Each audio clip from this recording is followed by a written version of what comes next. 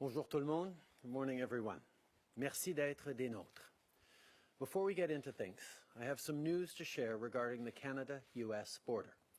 Over the past few days, I've spoken to President Trump about what we can do to slow the spread of COVID-19. Deputy Prime Minister Freeland has been in touch with Vice President Pence and Secretary Pompeo. I just spoke to President Trump again this morning, and we have agreed that both Canada and the United States will temporarily restrict all non-essential travel across the Canada-U.S. border. Je viens de parler au président Trump et nous avons convenu que le Canada et les États-Unis vont interdire temporairement tout passage non essentiel à la frontière. Travelers will no longer be permitted to cross the border for recreation and tourism. In both our countries, we're encouraging people to stay home. We're telling our citizens not to visit their neighbours if they don't absolutely have to. Well, this collaborative and reciprocal measure is an extension of that prudent approach. I want to be clear, though, that essential travel will continue. Our governments recognize that it is critical that we preserve supply chains between both countries. These supply chains ensure that food, fuel, and life-saving medicines reach people on both sides of the border. Supply chains, including trucking, will not be affected by this new measure. Canadians and Americans cross the border every day to do essential work or for other urgent reasons. That will not be impacted. Ces jours-ci, tous les Canadiens ressentent les conséquences de la COVID-19.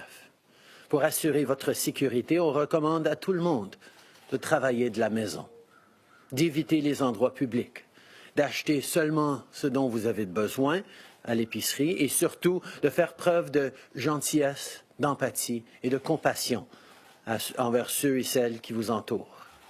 On doit tous faire notre part pour protéger notre santé et celle de nos proches. The spread of COVID-19 is forcing us all to change our ways, and for many people, that's a huge adjustment. If you work in a restaurant, drive a cab, organize events, or freelance to pay your bills, working from home is not so simple. Just like if you work in the oil and gas sector or the tourism and seafood industries, you're looking at the uncertainty in the global economy and probably wondering not only how long this is going to last, but how long your savings are going to last. No matter who you are or what you do, this is a time where you should be focused on your health and that of your neighbours. Not whether you're going to lose your job. Not whether you're going to run out of money for things like groceries and medication. Last week, we announced a whole range of measures to protect jobs, small businesses, and the economy, from waiving the waiting period for employment insurance sickness benefits to kick in, to increasing support for employers and businesses. We introduced special measures under the work sharing program to help employers who fall on hard times during COVID-19. And if your business faces a cash crunch, we will help you bridge to better times. We're working with our financial crown corporations through the Business Credit Availability Program to protect jobs and businesses with $10 billion in credit. Mais comme on l'a dit la semaine dernière, ce n'est qu'une première étape. Lorsqu'on a annoncé ces mesures, on a dit qu'on allait faire plus. Et c'est ce qui m'amène ici ce matin. In these extraordinary times, our government is taking extraordinary measures. The measures we're announcing today will provide up to $27 billion in direct support to Canadian workers and businesses, plus $55 billion to meet liquidity needs of Canadian businesses and households through tax deferrals to help stabilize the economy. Combined, this $82 billion in support represents more than 3% of Canada's GDP. Let's start with people who don't qualify for employment insurance and don't have access to paid sick leave. Our government will introduce the Emergency Care Benefit, which will provide money every 2 weeks to workers who have to stay home. People will receive this benefit for 14 weeks for an amount comparable to what would be paid through EI. This applies to people who fall ill, people who've been placed in quarantine or have to self-isolate, It also applies to those who have to take care of a family member with COVID-19, but, as I said, fail to qualify for EI. If you lose your job and you do not qualify for EI, we will be introducing a COVID-19 emergency support benefit to help you. This will apply also to people who are self-employed and have to close shop because of the virus. Je veux commencer par ce qu'on va faire pour les gens qui ne sont pas admissibles à l'assurance emploi. Notre gouvernement va instaurer l'allocation de soins d'urgence qui donnera de l'argent aux travailleurs qui doivent rester chez eux à cause de la COVID-19 toutes les 2 semaines. Les gens recevront cette prestation pour 14 semaines et le montant sera comparable à celui de l'assurance emploi. Cette mesure vise ceux qui tombent malades, ceux qui sont placés en quarantaine et ceux qui doivent s'isoler volontairement. Elle s'applique aussi aux gens qui doivent s'occuper d'un membre de leur famille ayant la COVID-19, mais, comme je l'ai dit, ne sont pas admissibles à l'assurance emploi. Si vous perdez votre emploi et vous n'êtes pas admissible à l'assurance emploi, on va mettre en place l'allocation de soutien d'urgence pour vous aider. Cette mesure s'appliquera aussi aux travailleurs autonomes qui doivent arrêter leurs activités à cause du virus. As part of this economic plan, our government will take additional steps to protect jobs. We will provide employers of small businesses with a temporary wage subsidy equal to 10% of salary paid to employees for a period of 3 months. This will encourage employers to keep staff on the payroll during these uncertain times. Pour protéger les emplois, notre gouvernement offrira aux employeurs des petites entreprises une subvention salariale temporaire équivalent à 10% du salaire offert à leurs employés pendant 3 mois. C'est une mesure qui incitera les employeurs à garder leurs employés pendant ces moments d'incertitude. We're in the middle of tax season, and I know a lot of people are wondering what COVID-19 means for their personal finances. For those who've filed their taxes and find out that they owe money, they will have until August 2020 to pay. Si vous faites votre déclaration d'impôt et vous apprenez que vous devez de l'argent, vous aurez jusqu'en août 2020 pour payer. On prévoit aussi une aide plus ciblée au cours des prochains mois pour différents groupes de personnes qui sont particulièrement touchées par le virus ou qui sont dans une situation vulnérable. Ça m'amène à la prochaine mesure qu'on annonce aujourd'hui, qui est destinée aux parents. Families with young kids are going to find the coming months especially difficult, with school closures and additional child care responsibilities. Parents already know how much the Canada Child Benefit helps with the costs of raising kids. To take some of that pressure off, our government will temporarily boost the CCB in the coming months.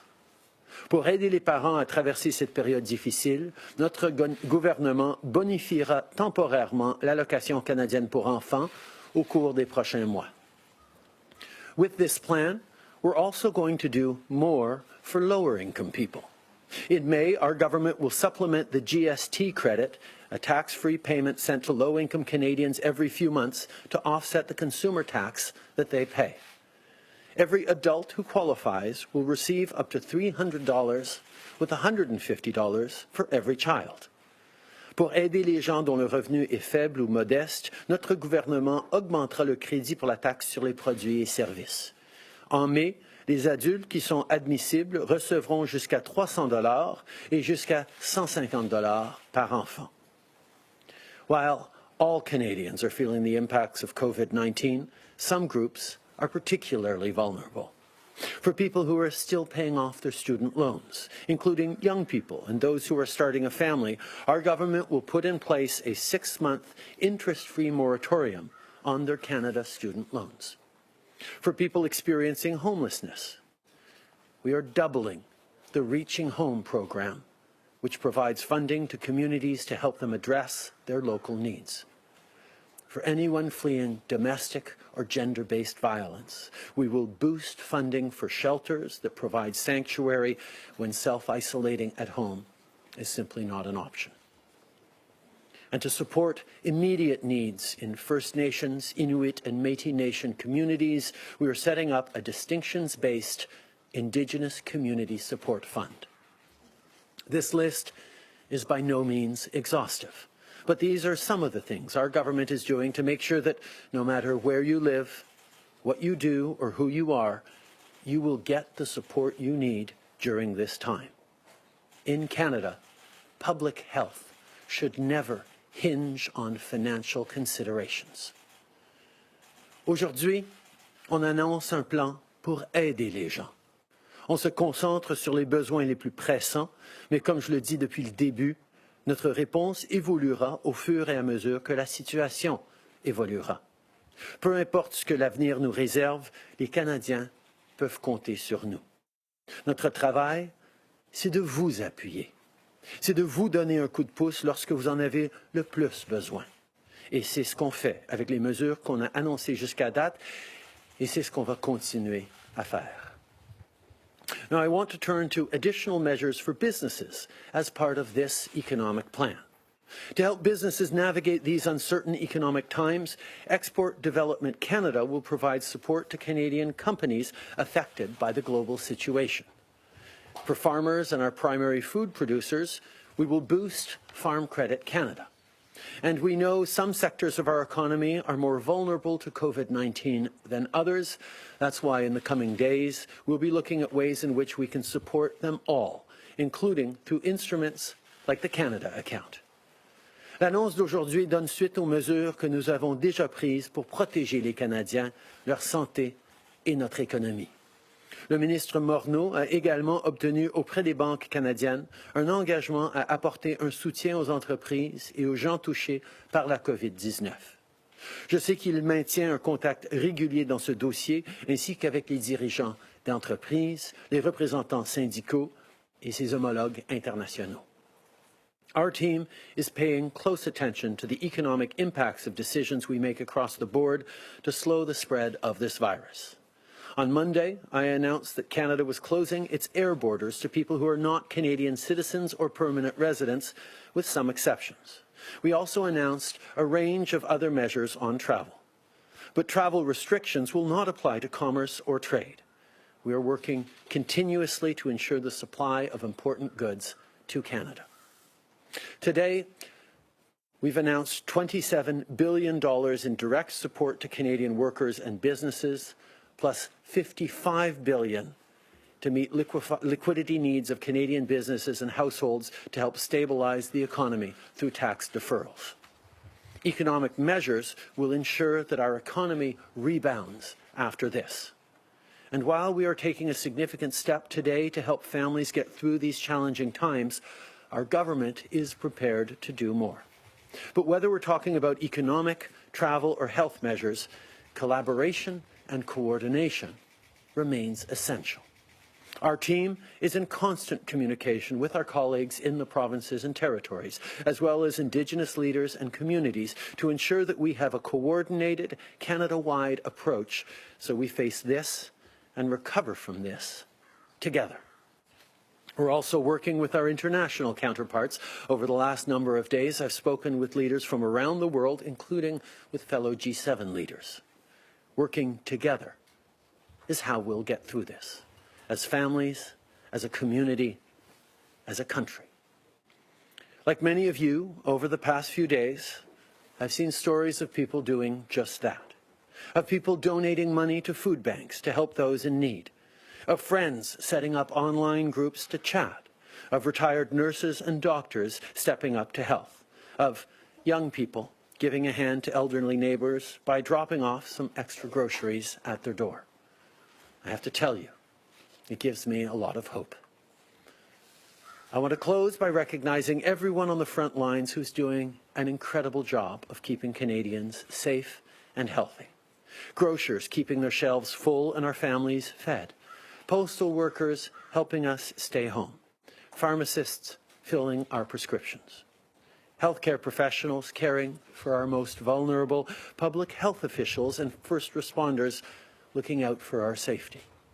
I know it's a hard time, but that's exactly why we need to keep supporting each other.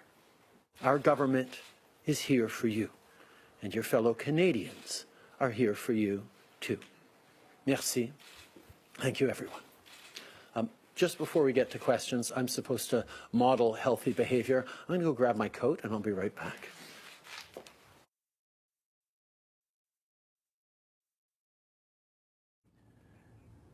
All right, Peter Van Dusen watching along with you as the Prime Minister grabs his coat back, coming back outside. So $82 billion in direct measures for Canadians and tax deferrals.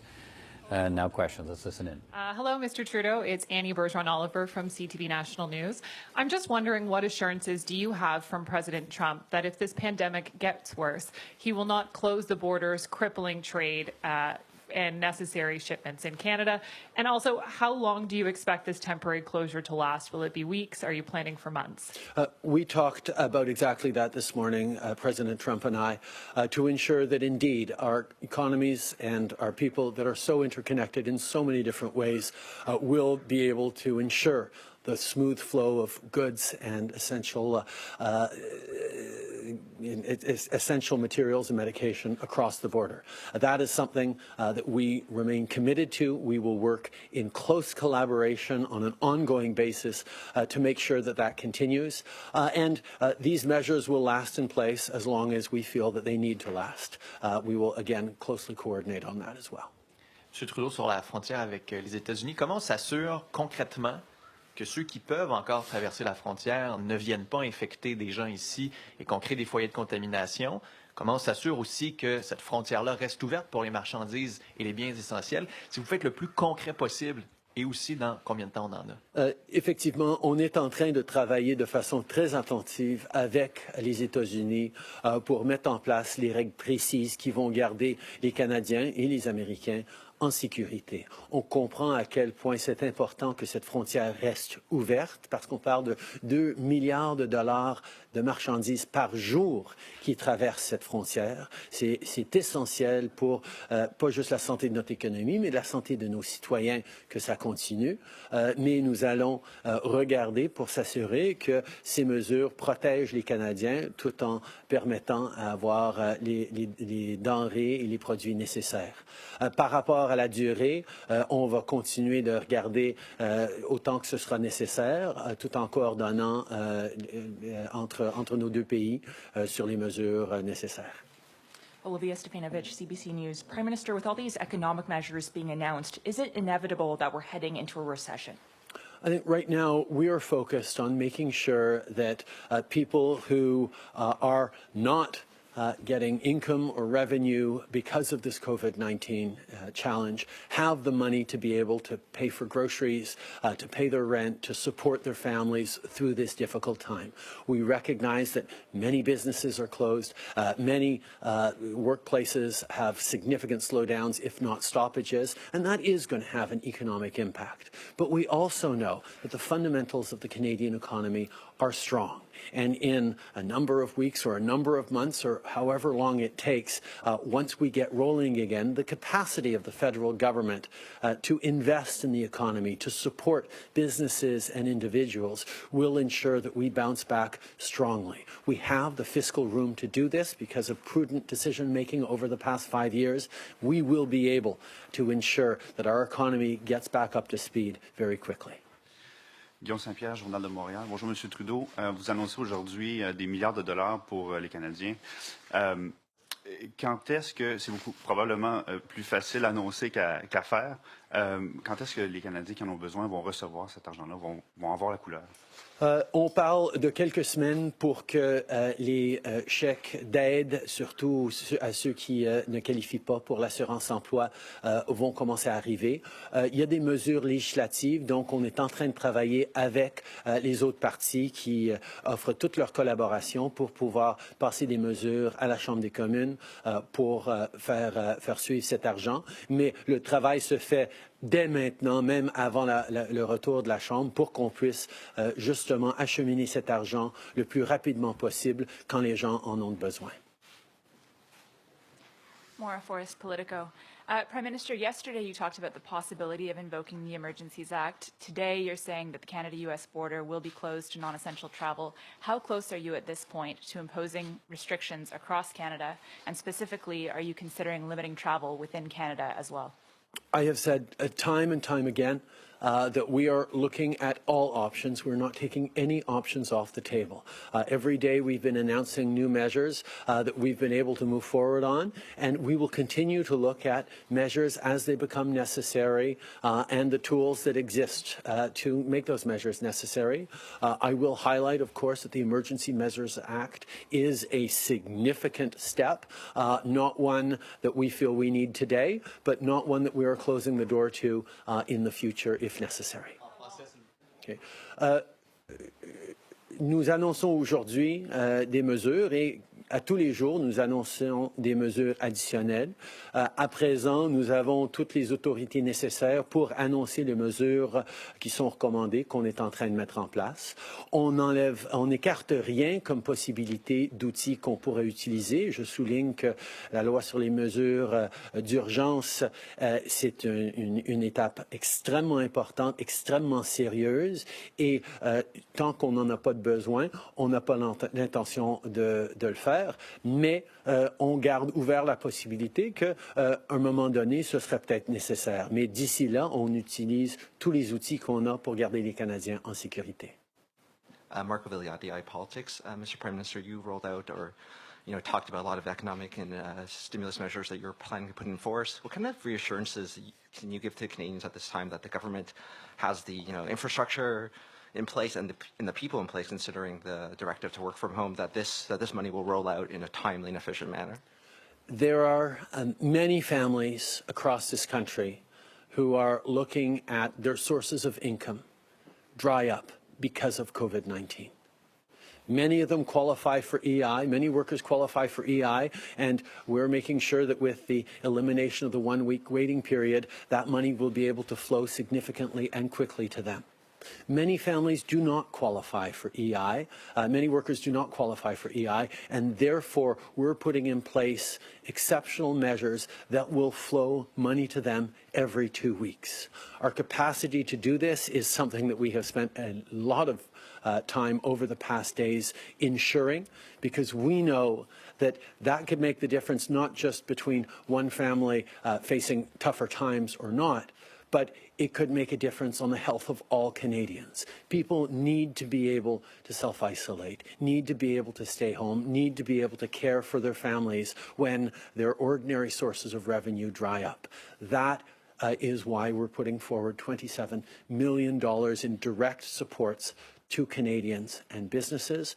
That is why we are moving forward on freeing up $55 billion that will stay in the economy because of delayed tax payments to make sure that people can cover the things they need to in the coming days, along with all our extra measures for shelters, for Indigenous communities, through the Canada Child Benefit and others that will ensure that Canadians have the confidence that they will be okay through this difficult time, because we are all in this together and we are there for you.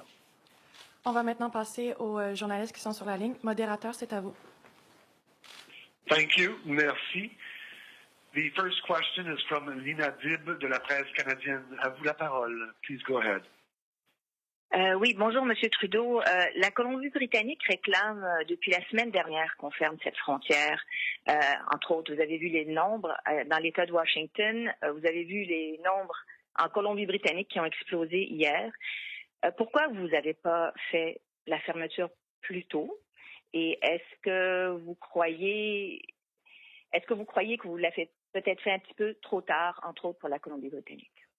Nous avons pris des grandes mesures lundi pour fermer nos frontières aux voyageurs de l'international et on a pris 2 jours pour coordonner avec les Américains pour s'assurer qu'on le fasse de la bonne façon et de concert l'un avec l'autre. La vice-première ministre Freeland a appelé hier au vice-président Pence pour justement entamer les discussions dans une phase finale et on a pu faire cette annonce aujourd'hui et on sait que ça va aider énormément de gens à travers le pays. Okay. We recognize that we took some significant steps over the past few days. We closed the borders to overseas travel on Monday, and today, 2 days later, we announce that we are restricting non-essential travel between Canada and the United States. This is something that we've been coordinating with the United States on over the past days. Yesterday, Deputy Prime Minister Freeland reached out to Vice President Pence to really advance these negotiations, and we're able to announce it in a coordinated fashion on both sides of the border this morning. This is something that we need to move forward on to protect Canadians. Parfait, on va passer à la prochaine question, modérateur. Thank you. Merci.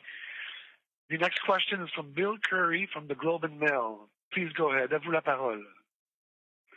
Hi, Prime Minister. We're seeing in the United States some lawmakers are discussing the possibility of sending direct checks to all Americans as a way of you sacrifice targeting those most in need, but the benefit is it gets there faster. And so you've gone with some existing programs that might involve people kind of dealing with the government and applying for these programs that could sacrifice speed. So can you talk about your thought process in going with this route as opposed to something like direct checks that might be simpler?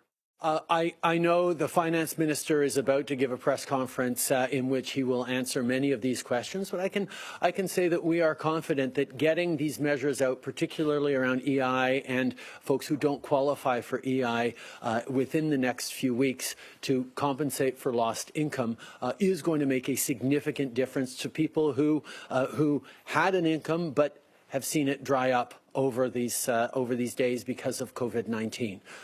Many people on pensions or benefits or supports of various types will of course still receive those supports.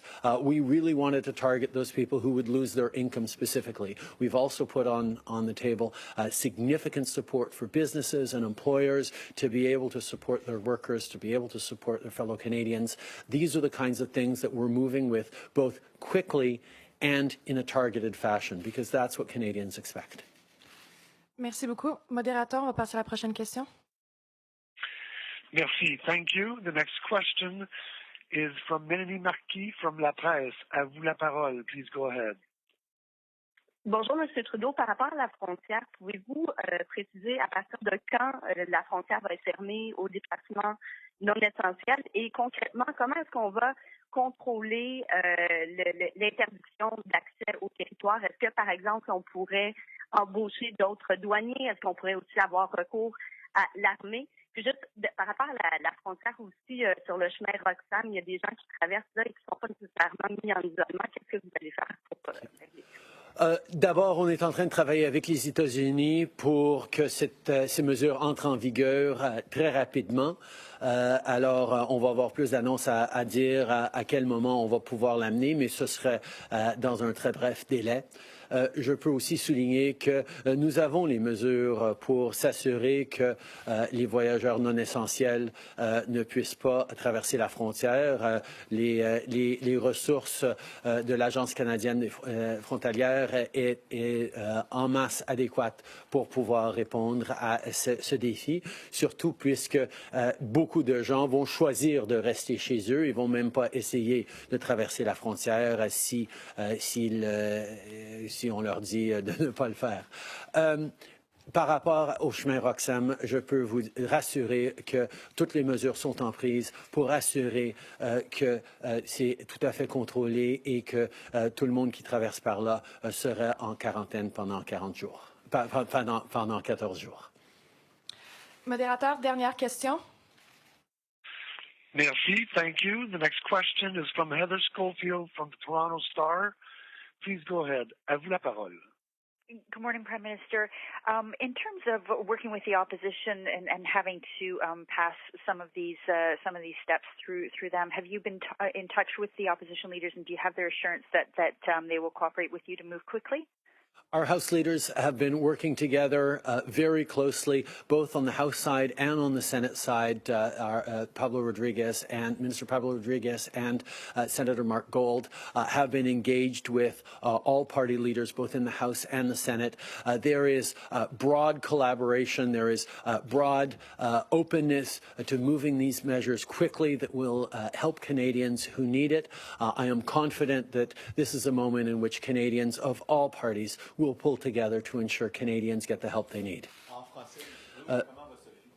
Le ministre Rodriguez et le sénateur Mark Gold sont en train de collaborer avec leur équivalent des autres partis pour qu'on puisse passer ces mesures le plus rapidement possible. Je peux dire qu'il y a une très grande volonté de la part des partis d'opposition d'aider les Canadiens et on est confiant que ça pourra passer.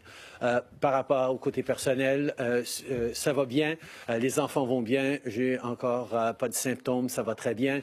Sophie est agrippée, elle a un maux de tête et une petite fièvre qui vient et qui part, mais elle se porte très bien et vous remercie énormément de vos belles pensées. Merci tout le monde, bonne journée. Je ne mettrai pas à la conférence de presse. Merci tout le monde.